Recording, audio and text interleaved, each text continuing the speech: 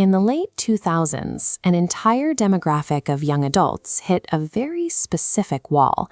They graduated straight into a global recession, armed with college degrees and high expectations, only to find themselves moving back into their childhood bedrooms, bored, broke, and entirely lost. At 23, Lena Dunham was living that exact reality. She was back under her parents' roof, obsessively monitoring her weight through a strict cottage cheese diet, and trying to make zero-budget indie films with a scrappy crew of friends who were just as adrift as she was. The friction at home pushed her to look for wine in a cabinet, where she stumbled onto a box of her mother's diaries from the 1970s. Reading them, she discovered that the composed, impossibly polished woman who raised her had once been a deeply anxious, heartbroken 20-something herself. She printed out a script and placed it on her mother's kitchen table. Taking the raw and embarrassing details she found in those pages, Dunham wrote Tiny Furniture in a matter of days. It was a hyper-personal film she would shoot inside her own family's apartment, casting her actual mother and sister to play versions of themselves. Turning the camera on her own family's dynamics changed her perspective. She saw that the most humiliating, unfiltered moments of her life were actually her most useful materials for a script. Made for a fraction of a typical indie budget, Tiny Furniture premiered at the South by Southwest Film Festival and unexpectedly took home the grand jury prize.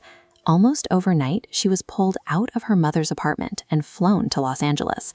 Suddenly, she was sitting in high-stakes meetings with television executives and receiving direct phone calls from established comedy heavyweights like Judd Apatow. But while her professional stock was skyrocketing, her private life was deteriorating. She was aggressively starving herself, and she was tethered to an older man who treated her with consistent emotional cruelty, a dynamic she pursued relentlessly, even as it tore her apart. The higher she climbed in Hollywood, the faster her personal foundation crumbled. She was securing the deals of a lifetime while actively subjecting herself to degradation off-camera. Standing in an HBO conference room, she pitched a direct counter-narrative to the glamorous, aspirational fantasy of Sex and the City. She proposed a show about the grim, broke, and clueless reality of modern girls living in pest-infested apartments and working dead-end internships. HBO greenlit a pilot. Veteran showrunners stepped in to mentor her, teaching her the architecture of television writing. Their advice was straightforward: pull from the most painful, embarrassing corners of her own recent history to build the show's foundational Bible. She took the advice literally. For the show's central romance, she drew directly from her real-life relationship with that cruel, emotionally distant older boyfriend. To endure that actual relationship, she had resorted to extreme coping mechanisms, including stealing painkillers from her mother's medicine cabinet just to numb herself to his degrading behavior. She was sitting in a luxury hotel, eating room service, and actively transcribing her own ongoing trauma into a lucrative character blueprint. With only 6 weeks before production, HBO demanded a frantic casting sprint. Dunham needed actresses who didn't feel polished or conventionally sitcom-ready. She needed people who felt genuinely unmoored. She turned to friends and peers from the indie scene, relying on unorthodox choices. When she saw a video of Allison Williams singing, she recognized a specific, rigid perfectionism that perfectly anchored the chaotic energy of the rest of the group. Then came the role of the toxic boyfriend. A former Marine named Adam Driver walked into the audition room and delivered a terrifying, magnetic performance. He took the blueprint of the man who had been tormenting Dunham in real life and elevated the character into something wild and intensely dangerous. Dunham was assembling the pieces of a television show, but she was also hiring a cast of highly specific avatars.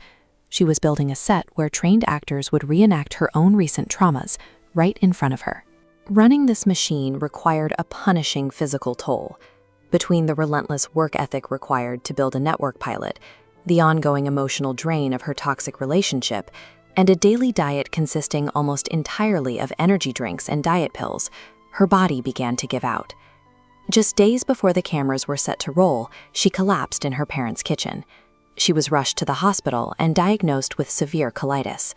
At the exact moment she was handed the budget, the crew, and the power to direct a premium television show about her own life, her physical body began failing her. The first day on the pilot set at Silver Cup Studios was overwhelming. Dunham was 24 years old, stepping into the director's chair and attempting to command dozens of older, veteran male crew members who worked with industry legends. She projected total authority, but hid a grueling secret. Between calling action and cut, she was managing agonizing stomach cramps, constantly fleeing to a nearby bathroom and splashing cold water on her face before rushing back to the monitors. The vulnerability peaked when it came time to shoot the intimate scenes. Sick, in pain, and covered in severe rashes, she had to strip down and perform highly uncomfortable, exposing sex scenes with Driver, acting out the very dynamic that had broken her in private. She completely compartmentalized her immense physical agony. By forcing her way through the pain, she proved she could survive the brutal, demanding boys' club of television showrunning. She survived the pilot. HBO picked up the series, and Girls premiered to an immediate wave of attention, granting her immense industry power and cultural influence. Audiences and critics immediately praised the show for being raw and unflinchingly real. But that cultural demand for authenticity is almost always consumed blind to the literal blood, sweat, and illness required to manufacture it. Preserving a messy, painful youth as a series of scripted episodes makes the work permanent. But while the audience sees a finished product, the artist's health remains the silent, ongoing cost of that performance.